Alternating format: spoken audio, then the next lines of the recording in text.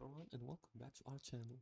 In today's tutorial, I'll show you how to add music to your Squarespace website. Adding music can set the right mood and keep visitors engaged. So let's get started. The first step is to decide how you want to add music. First, decide if you want to upload music directly, use a music block, or embed audio from a third-party site like SoundCloud, like this one. You can use it to do that. For the second step is to use an audio block for uploaded music. And to do that, go to the page where you want to add music. Before you do that step, go to Squarespace here and enter your account credentials once the website appears and click on login.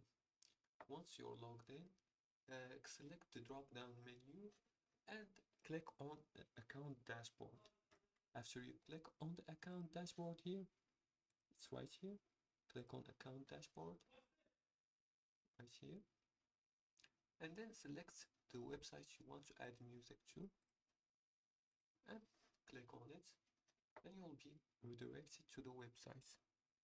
Now in the website here, click on pages and click on edit.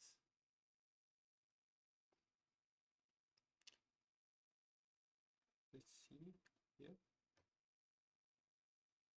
Now here, click on add block, hover over the page and click on add block and search for audio.